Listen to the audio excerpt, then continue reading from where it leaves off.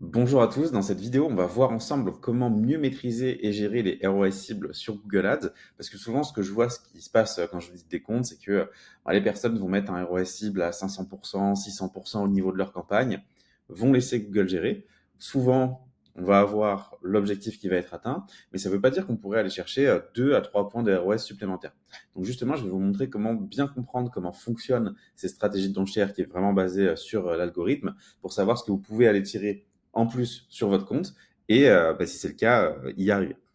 Donc, la stratégie d'enchère en ROI cible, c'est une stratégie qui se base sur l'humain qui va faire la recherche et les signaux d'intention d'achat qui va émettre sur Google. Le ROI cible, vous allez définir. Donc, ça va passer par l'algorithme, il va étudier tout ça et ça va vous sortir un ROS réel. Donc, souvent, par exemple, on va mettre 300%, voire plus, ça va dépendre de votre compte. 300%, ça veut dire que pour 1 euro investi, je veux réaliser 3 euros de chiffre d'affaires. Donc maintenant, voyons les différents cas qui peuvent se passer sur votre campagne. Vous pouvez avoir un premier cas où vous avez un ROS cible sur votre campagne, par exemple à 300%, comme on disait, qui est supérieur à votre ROS réel. Ce qui veut dire que vous générez, vous avez une cible qui est au-dessus de ce que vous générez réellement comme chiffre d'affaires. Donc, par exemple, si vous mettez 300%, vous générez peut-être pas 3 euros pour chaque euro dépensé, mais 2 euros.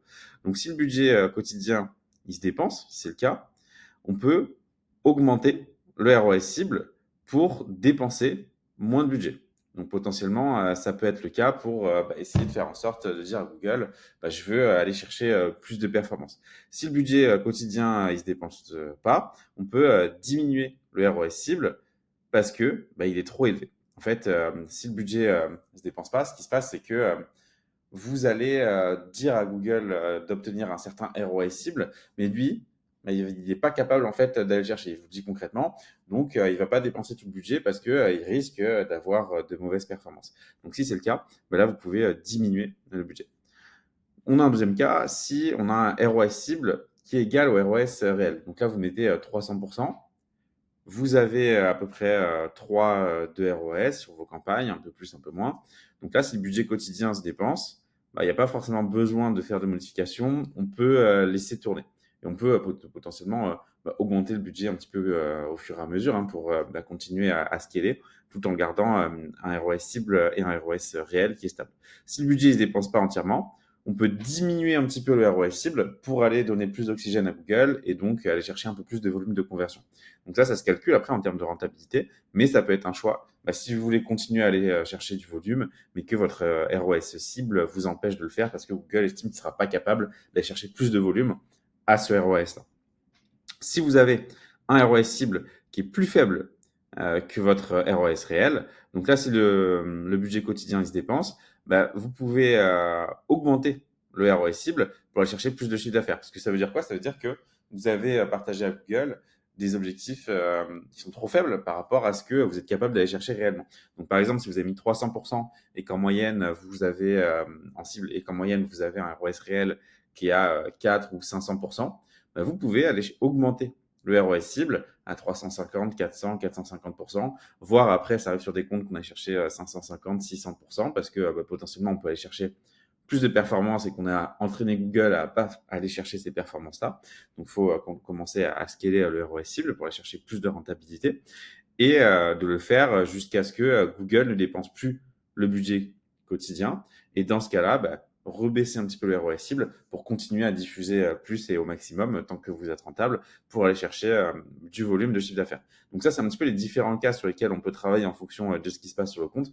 Bien sûr, le ROS réel ne dépend pas que du comment vous allez diriger votre ROS cible, même si ça va l'aider. Il va y avoir tout ce qui est après l'offre, va y avoir le produit en question, les landing pages, les pages produits, comment elles convertissent. Et c'est ça qui aide aussi à aller chercher de la performance. Mais dans ces cas-là, au moins, vous avez une compréhension de comment vous pouvez gérer vos ROS cibles. Une recommandation que je peux vous faire, c'est d'éviter de toucher vos ROS cibles tous les jours. En gros, ce qu'on va plutôt faire, c'est le faire à grand minima tous les 3 jours et au maximum plutôt tous les 3 jours. Et moi, ce que je recommande, c'est d'essayer de le faire toutes les semaines, si vous êtes plutôt dans une phase de scaling ou de descaling, suivant les cas, pour éviter que l'algorithme, il n'ait pas le temps de s'entraîner, de comprendre comment il doit être modifié, que vous faites déjà des remodifications par-dessus. En fait, vous allez tout simplement le perdre au bout d'un moment. Donc ça, vaut mieux éviter. Donc là, je vais vous prendre un petit exemple pour que ce soit plus concret à la manière dont vous pouvez utiliser les ROI cibles sur vos campagnes et aller chercher plus de performance. Donc là, on a une campagne ici en shopping général. Souvent, c'est ce qu'on voit sur les comptes Google Ads. Il peut y en avoir plusieurs suivant les catégories de produits, mais très très rarement, on a des produits qui sont structurés sur les comptes en fonction des ROS réels. Donc c'est ce qu'on va voir dans l'optimisation qui est possible sur la partie e-commerce pour aller chercher plus de performance. C'est que là, on a un produit, par exemple, dans ce type de campagne, ça peut être même sur une catégorie, comme je disais, ou pas, tous vos produits au global, où on a 5 de ROS, un autre on a 3 de ROS, et un autre on a 7 de ROS. Ce qui se passe, c'est que là, on a un même budget pour, euh, pour tout, donc pour tout le monde, ici, sur la campagne.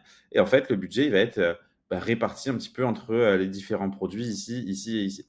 Mais ça ne veut pas dire que Google va prioriser le produit qui a 7 de ROS ici. Ça peut totalement aller sur le produit qui est à 3 ou qui est à 5. Pourquoi? Parce que vous, sur votre campagne au global, vous avez peut-être un objectif de ROS cible qui est à 400%, mettons.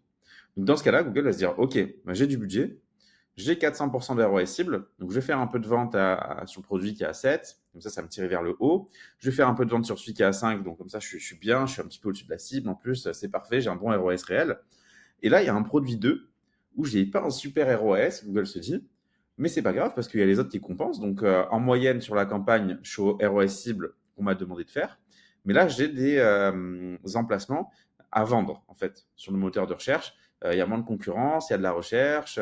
Ok, ça ne convertit pas très bien, j'ai pas un ROS qui est incroyable, mais moi je peux générer du clic dessus. En tant que Google, je peux me faire de l'argent. Donc au global, l'algorithme, vous n'oubliez pas que ce qu'il va faire, c'est optimiser votre diffusion pour que d'abord Google gagne le plus d'argent possible et que ensuite ce soit vous. Donc là, déjà, on a un petit conflit d'intérêt, quoi, parce que vous, c'est pas forcément le produit 2 que vous voulez faire tourner le plus, parce que c'est pas celui sur lequel vous êtes le plus rentable. Et par contre, vous n'avez pas vraiment la possibilité de dire à Google, mais attends, mets-moi le budget plutôt sur celui qui me rapporte le plus d'argent en priorité. Donc là, c'est pas vous qui faites la répartition budgétaire et Google se dit, de toute façon, il s'en fiche parce que il a un bon ROS au global, donc tout est bon. Et souvent, vous, dans l'analyse, c'est ce que vous allez voir. Vous allez voir, vous allez regarder, vous allez dire, OK, les campagnes se portent bien, ça marche bien, je vais un peu augmenter les budgets, et ainsi de suite. Et en fait, ça vous fait perdre, l'air de rien, plusieurs points de ROS. Parce que vous pourriez, plutôt que d'être à 400% de ROS cible et faire 450% par exemple, en réel, vous pourriez potentiellement aller à 600, 650 au global sur le compte. Et pour ça, il vous faut une structure qui est un peu plus précise, où là, on va voir tous les produits du Merchant Center. Et plutôt que d'avoir une campagne qui mélange tout, on va faire des campagnes, différentes campagnes, en fonction des ROS cibles. Donc, pour vous expliquer comment ça fonctionne, souvent, on va avoir une première campagne où, comme je disais, on va avoir les ROS réels des différents produits.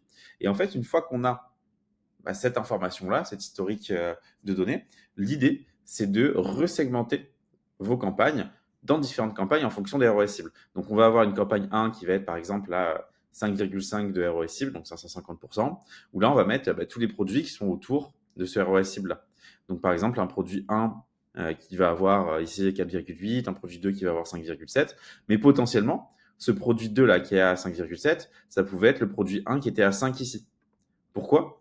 Parce que dans cette campagne-là, rappelez-vous, on a dit on met un ROS cible à 450%.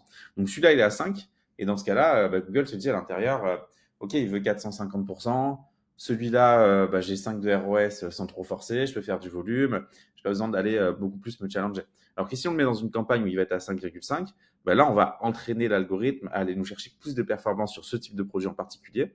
Et on va voir, et ça je le vois à chaque fois que je le fais, que Google arrive à aller nous chercher plus de chiffre d'affaires. Bon, évidemment, je ne vais pas le mettre pour lui qui est à 5, je ne vais pas le mettre dans une campagne là. Je fais un virage, je vais gommer. Je ne vais pas le mettre dans une campagne ici qui a presque 8 de ROS. Parce que là, ce qui va se passer, c'est que je vais avoir un ROS qui va être bien trop élevé par rapport à ce que Google est capable d'aller chercher. Donc, on se retrouve un petit peu dans le cas là que je disais. Et Google va arrêter de dépenser. Donc, il va me dire, OK, ton ROS cible est trop par rapport à ce que je suis capable de faire. Je ne dépense pas sur ce produit parce que je ne vais pas être capable d'aller chercher la performance. Mais par contre, si on le met dans une campagne qui lui le challenge un petit peu, qui lui met un objectif un petit peu supérieur, bah là, ce qu'on va voir, c'est qu'on va aller chercher, grappiller des petits points au fur et à mesure. Et donc ça, l'idée, c'est de prendre tous ces produits-là qui sont aux alentours de ce ROI cible et le mettre dans les campagnes associées. Même chose pour les produits qui sont dessus. Celui-là qui a 7 de ROS, bah voilà, il peut passer à 7,6. D'autres peuvent passer aussi à 8 parce qu'on a augmenté le ROS cible. Et là, vous voyez, bah, gratter des petits points sur chacun de ces produits au fur et à mesure, déjà, au global de votre compte, vous n'êtes plus à 450% là, mais vous allez être à 500, 600%. Donc, c'est pas rien, hein. Quand on dépense pas mal de budget en e-commerce, bah, gagner un point de ROS, ça fait de grosses différences. Donc ça, c'est bah, une optimisation qui est déjà hyper intéressante. Et vous avez compris le principe avec ceux qui sont les produits qui sont sur des ROS un peu plus faibles, par exemple à 3 en dessous de la moyenne, bah, je vais le mettre dans une campagne où je vais avoir un ROI cible qui va être adapté. Maintenant, pourquoi c'est bah, hyper intéressant au-delà de ça, au-delà de l'augmentation des ROS réels avec les ROS cibles, d'aller structurer son compte de cette manière-là une fois qu'on a un peu d'historique de données. Le gros avantage, c'est que là, si vous mettez, allez, je vais faire simple, 100 euros par jour sur votre campagne shopping générale, on a vu que bah, on maîtrisait pas trop où est-ce qu'il partait de manière classique ce budget-là. Google peut mettre 50 euros sur le produit qui est à 5, peut mettre 30 euros sur celui qui est à 3 et finalement 20 euros sur celui qui est à 7. On aimerait peut-être faire 60 euros sur celui qui est à 7, 30 euros sur celui qui est à 5 et 10 sur celui qui est à 3. Je dis n'importe quoi, mais dans l'idée, si on fait ça, déjà, on gagne beaucoup de chiffre d'affaires. Donc là, bah, le fait de séparer dans différentes campagnes, on peut le gérer ça. On peut dire, bah voilà, moi j'ai un budget global, je vais mettre 50% sur cette campagne-là, 30% sur celle-là et 20% sur celle-là. Comme ça, on peut faire une répartition comme on l'entend. Souvent, ce qu'on va faire, pour aller un petit peu plus loin et vous donner d'autres billes, c'est que ça, ces campagnes, on a des ROS qui sont assez faibles ou qui sont au seuil de rentabilité. C'est souvent des campagnes, on va retrouver des produits de déstockage, des produits qui sont en perte de vitesse, des produits un petit peu zombies qu'on appelle. On arrive toujours à vendre, mais on va pas faire beaucoup de chiffre d'affaires. C'est plutôt voilà, pour déstocker, vendre et continuer à faire du chiffre d'affaires, même si c'est pas ce qu'il y a de plus rentable. On a une campagne ici qui est la campagne où on va faire le plus de marge. Donc souvent, c'est celle sur laquelle on a des bons ROS, voire parfois on a des ROS qui peuvent être un petit peu inférieurs, mais c'est des produits qui se vendent bien, sur lesquels on veut faire une bonne allocation budgétaire ici, donc mettre pas mal de budget. Et parce que même si on est à 5 de ROS, mais en fait, on gagne plus d'argent que sur un produit qui a 8 de ROS, mais sur lequel on a moins de marge. Donc ça, c'est des choses qu'on maîtrise aussi. Et ensuite, on a souvent une campagne qu'on appelle des produits recruteurs, des produits de volume, où c'est des produits où on va être dans un ROS moyen, donc on va faire de l'argent dessus. C'est pas sur les plus hauts ROS du compte, mais c'est ceux sur lesquels on arrive à aller faire de la dépense et surtout potentiellement le produit 1 là qui est à 4,8 de ROS. C'est un produit sur lequel on a une petite rentabilité, c'est intéressant, mais c'est surtout un produit qui est recruteur et qui va nous permettre par la suite, avec des newsletters et autres, de vendre des produits. On va avoir des upsells, des cross-sells avec les autres. Et au global, un ROS ici, initial, qui va plus être de 4,8, mais qui va être de 9, 10, 20, 30, parce que derrière, on a moins de frais publicitaires vu qu'on a déjà fait l'acquisition du client. Donc ça, c'est des stratégies qui sont hyper intéressantes pour le e-commerce avec toute la partie ROS cible. Comme d'habitude, si vous avez des questions, n'hésitez pas à me les poser, je reste à disposition et j'y réponds dans l'espace commentaire avec grand plaisir.